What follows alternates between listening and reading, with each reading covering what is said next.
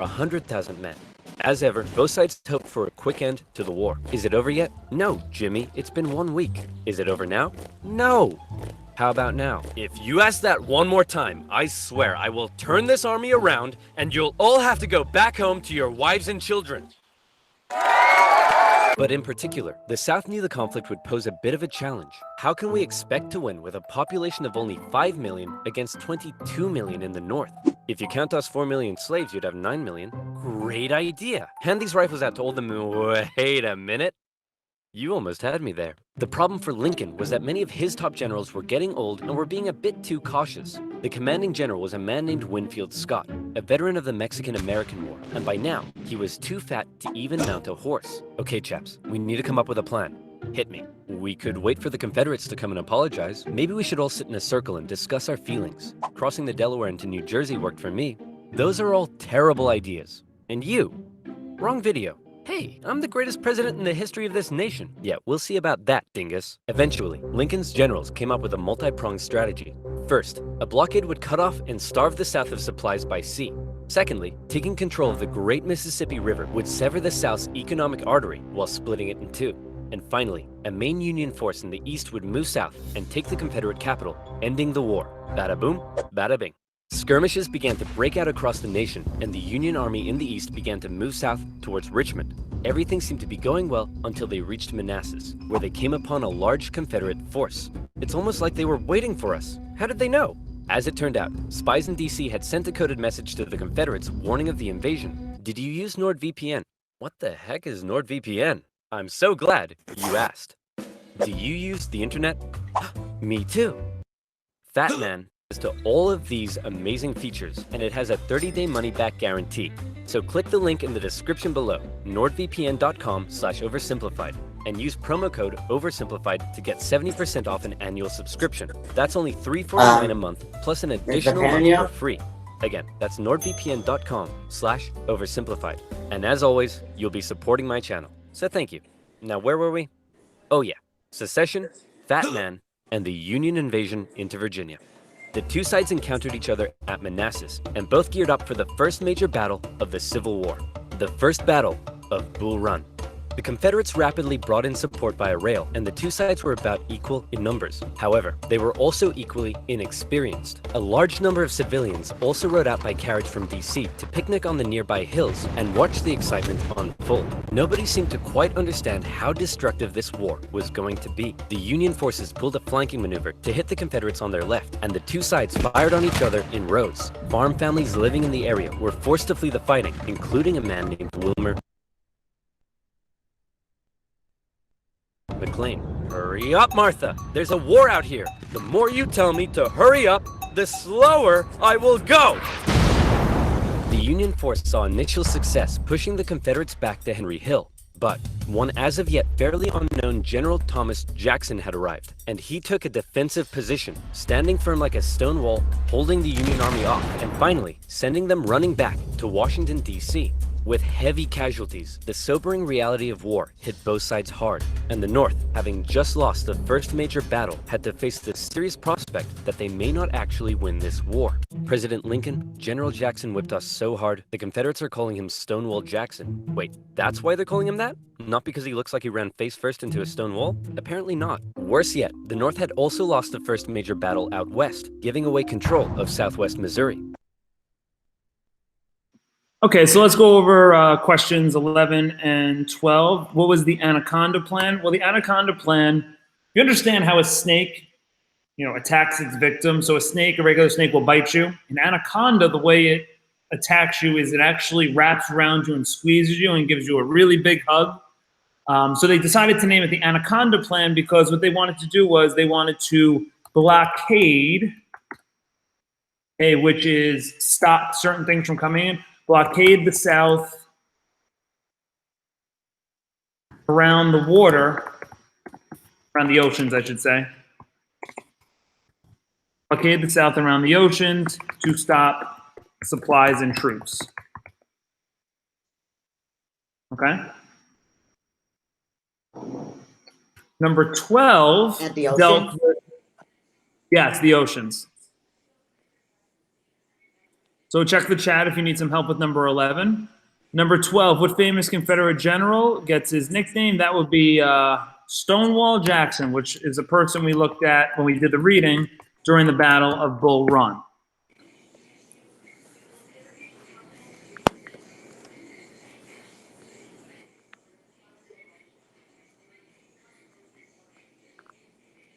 Okay, so looking at questions 13 and 14, what was Frederick Douglass's goal during the beginning of the Civil War? That's a guy you may have learned about in 7th grade.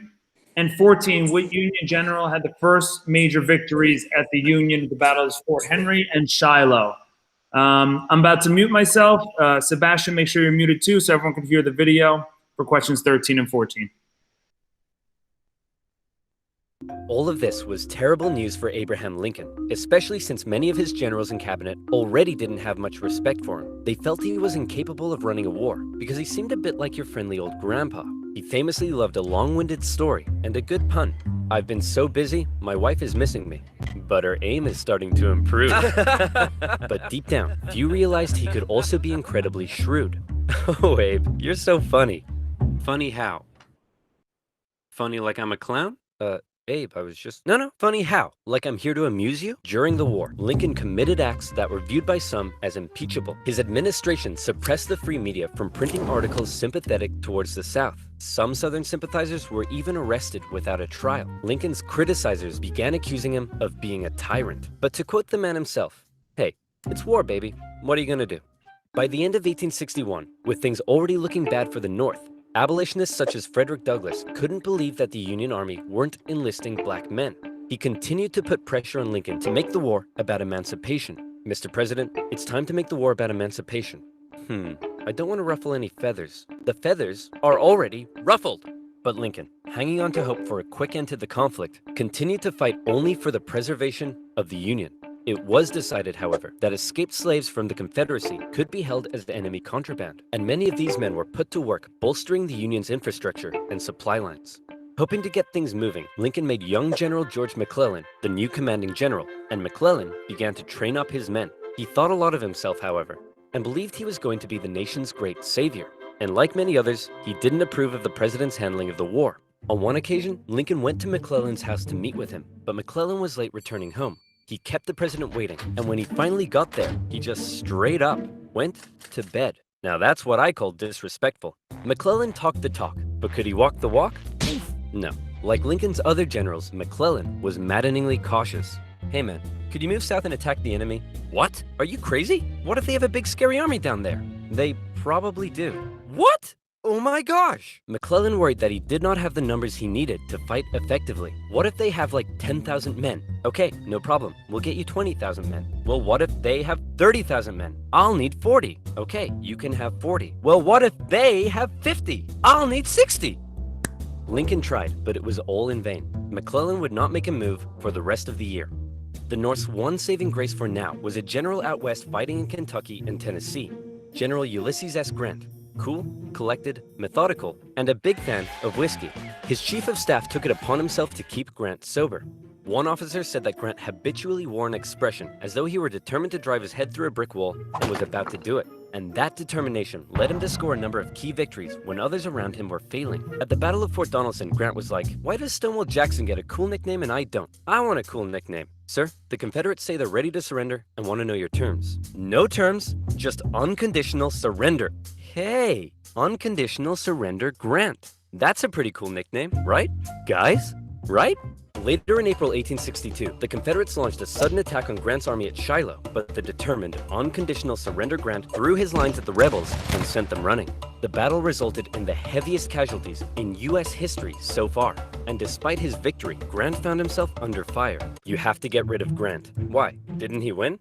Yes, but he just threw his men at the enemy. Isn't that the point? Also, he's a loony drunk. Well, what does he like to drink? I believe whiskey, sir. Then send him more. Lincoln watched as his cabinet did nothing but... Okay, guys and girls, so let's go over some of the questions here. So number 13, what was Frederick Douglass's goal during the Civil War, at the beginning at least? Thank you. His goal was to have African Americans emancipated. That's a really, really, really fancy word to be free. All right, and Lincoln doesn't agree with him early on. So it's going to take a little bit of time. But that is his goal early on. Number 14, what Union general had the first major victories for the Union? And that would be Ulysses S. Grant. That's the guy who likes the whiskey. As much as he liked the whiskey, he was also a very good general. Probably the best general the Union had. So we'll keep an eye on him. All right, he did a really good job. Now Lincoln's going to go through some very tough times. You're going to look at questions 15, 16, and 17. All right, what happened to Lincoln's family that devastated him? We haven't learned this yet. 16 and 17 are coming as well. All right, so let's go over this. Muting myself again. Bicker and his generals did nothing. But then, worst of all, personal tragedy struck. Lincoln's young son, Willie, very much loved by the president, died of typhoid fever at the age of 11. Lincoln was a sensitive man and was heavily affected by the loss. His wife was inconsolable. But one of Lincoln's greatest traits, what made him such a great leader, was in the darkest of times, with composure and determination, he kept moving forward. He knew it was his responsibility to hold himself and his family together, and by doing so, he hoped to hold the nation together. And he had had it with McClellan's inaction. Lincoln decided he was gonna take control. In March 1862, Lincoln firmly ordered McClellan to once again move south towards Richmond. McClellan insisted instead they move by sea to the Virginia Peninsula and attack Richmond from the southeast. Yes, said Lincoln. Okay, anything. Lincoln held on to some of McClellan's men to defend D.C. from a nearby Stonewall Jackson wreaking havoc in the Shenandoah Valley, and he sent McClellan south. McClellan landed on the peninsula, and he began to move inland. He came up against a small Confederate army that had dug in at Yorktown. McClellan vastly outnumbered the force, but it's said that Confederate General Magruder deceived McClellan by cleverly maneuvering his smaller force and making McClellan believe he faced a huge army. No, you have way more men than them. Move forward. No. McClellan settled in for a month-long siege, giving time for Johnston to move south from Manassas and Magruder time to retreat. When he finally entered the city and found it deserted, he declared it a victory, calling his success brilliant.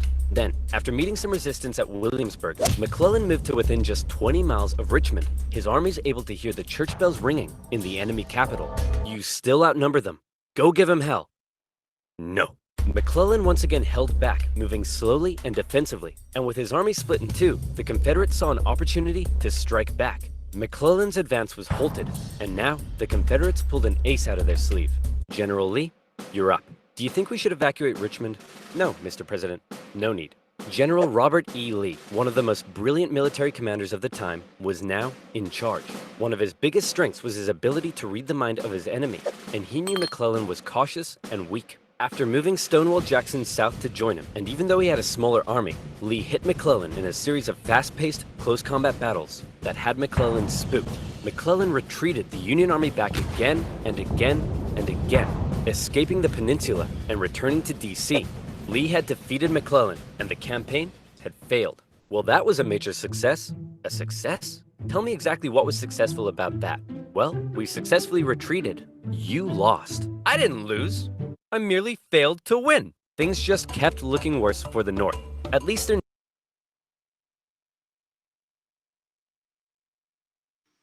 Okay, ladies and gentlemen, so obviously we have 3 questions here. Number 15, this is a lot better when we're in class, obviously, because I'm calling you guys. What happened to Lincoln's family? His son died. Yeah. Lincoln died of typhoid fever. Right. So his son died of typhoid fever. One thing you learn about Lincoln, he had a really tough life. Really tough life. And the amount of people that he lost, the amount of family members, his mom died. Like, this guy led a very tough life. So, you know, his son dying obviously is horrible, but it almost made him stronger in a lot of ways and was able to make him, you know, work through horrible things like the Civil War. Number 16, based off the video, how would you describe Abraham Lincoln's relationship with George McClellan? Not good. Okay, McClellan often did not listen to Lincoln. Now, I don't know if you're aware of this. It's something Mr. DeMasi really went over a lot, but the person who runs our military is our president. So the generals have to listen to the president, even if they disagree.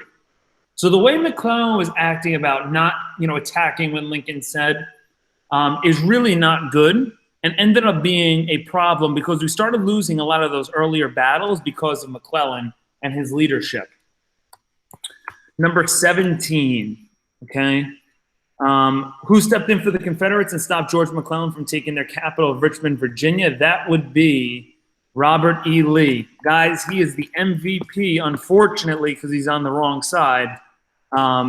He is the MVP of the Civil War. He's the best general by far on both sides. He's better than Grant. He's better than George McClellan. He does a fantastic job, but just unfortunately, he's on the wrong side. And a huge reason why they win a lot of early battles, the South, like the Battle of Bull Run, is because of Robert E. Lee. All right, we have a couple more questions. We're just going to look at number 18, and then I'm going to pause. What was the bloodiest single day in American history? Take a look. It's coming up shortly. The Navy had seen some success, capturing a number of key port cities, notably when they steamrolled past Confederate forts to take New Orleans. And speaking of the Navy, both sides had begun using ironclads. So that's pretty cool. But in the East, they still weren't having any luck. After McClellan's disastrous campaign, Lincoln briefly sent out one General John Pope to attack Northern Virginia. Hey man, just checking in. How's it going? Well, the Confederates kicked my butt at Cedar Mountain. Then they raided my camp and ran off with my money and clothes. Also, I appear to have been wedgied. Lee defeated Pope at yet another battle at Bull Run, in which nearby farm families once again got caught up in the fighting. Hurry up, Martha! There's another war out here! I'm waiting for my hair to dry! Wilmer McLean, sick of war, moved his family south, where he knew the war would definitely, absolutely, never touch him again. But Lincoln had yet another problem to contend with. European powers, in particular the UK, were looking increasingly like they may intervene diplomatically on the side of the Confederates. They were missing their precious supply of southern cotton because of the Union blockade, and they wanted to see a swift conclusion to the war. The tension between America and Great Britain had been increasing, especially after Confederate diplomats were discovered on a British ship. Now, after McClellan's failure to take Richmond, the UK declared it impossible for the North to win. Lincoln needed something to prevent Europe from getting involved, and after more petitioning from abolitionists, he decided maybe the time was finally right to make the war about ending the institution he hated, slavery. If the North had a noble cause to fight for, Europe would be less likely to intervene. But Lincoln and his cabinet knew before they could declare something as radical as emancipation, they needed a victory, especially now that the Confederates were about to go on the attack. Aware that he had a limited number of men and supplies, Lee now hoped that if he could just threaten Washington, D.C. militarily, he would gain Europe's recognition and crush Northern morale in time for the midterm elections, forcing the North to negotiate. With confidence at an all-time high, for the first time, Robert E. Lee invaded the North. But on September 13th, the North finally had some luck. Oh boy, it's my lucky day! A cigar in a field. Hey, what's this wrapped around it? Oh my gosh! That's right, the North had discovered General Lee's battle plans wrapped around some cigars, and in them, they saw that Lee had split up his forces. McClellan headed out from D.C., and the two sides met in the Battle of Antietam, a crucial battle that would decide the course of the war. It saw the most vicious fighting to date, and still remains the single bloodiest day in American history. But, for once, the North came out victorious, and Lee was forced to retreat. He's on the run. Chase him down and finish him off. No. Okay, so number 18. Yeah, number 18. What was the bloodiest single day in American history? Yeah, this guy, McClellan, was not good. 18. Yeah, excellent. The Battle of Antietam. Now, we've had some horrible battles. This is not the bloodiest battle, but Antietam was a one-day battle, lasted one entire day. It is the day where the most Americans have died from one single event. That's more than 9/11, that's more than Pearl Harbor, it's more than any other battle that we've had in this country. This was a one-day battle, and it was a disaster. The good news was, despite all of the casualties and all the people that died, the Union did win a very important battle, because if you could tell, the Confederates are kicking our butt early on. All right, this is a huge battle to help us get everything going better for us. The last question is a little bit of a preview. Tomorrow, we're going to go a lot more into this. After the Emancipation Proclamation, what was the new meaning for the Union in fighting the Civil War? We will definitely go into this tomorrow, but this is the last question, so let's finish this part of the video. You know what, old buddy, old pal? You're fired. The North had won their crucial victory.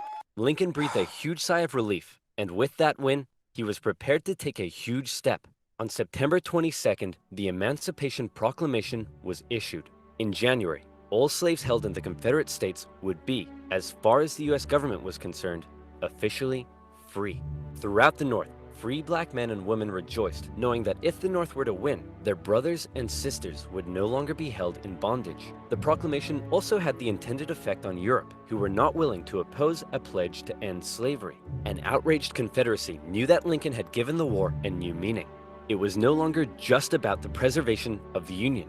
Now, it was about creating a new Union, washed clean of its original sin. A Union without slavery. All right, so that's where this part ends. Okay, 19, the war's new meaning is to a war to end slavery, which is great, okay, because that's a good moment in American history. Now, what you're going to learn tomorrow, guys, the truth is it's a lot more complicated than this. The Emancipation Proclamation goes just beyond trying to end slavery. What you'll actually learn is it's very complicated.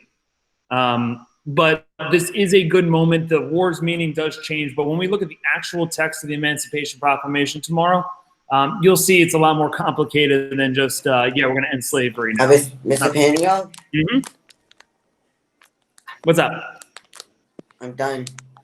Yeah, everyone should be at this point, right? If you were following along, everyone should be done. So here's what's going on for the last couple of minutes here. You have till 12:37 still. If for some reason you came in late, I need these first 10 questions done. If the entire document is done, congratulations, you are done for the period. I will give you a grade on Jupiter tomorrow, but please make sure that gets handed in by the end of the day. Tomorrow I see class 8D6. I will see you guys. I don't think I see you tomorrow. So the next time, oh no, I'm sorry. I see you 8th period. I see you on the last period of the day, okay? So Bye, Mr. Panio. Wait, have a Mr. good Daniel, rest of your day. Yeah, what's up? Although I came in late, I still finished the questions. Perfect. Okay, so just if you're done, turn it in. If you're not done and you need to re-go back to the video or whatever, that's fine too. I'm going to upload this Bye. to YouTube. All right, and I'll see you guys tomorrow. Wait, Just- Mr. But Daniel, Yeah. can you check my 10 questions and give me feedback? Well, I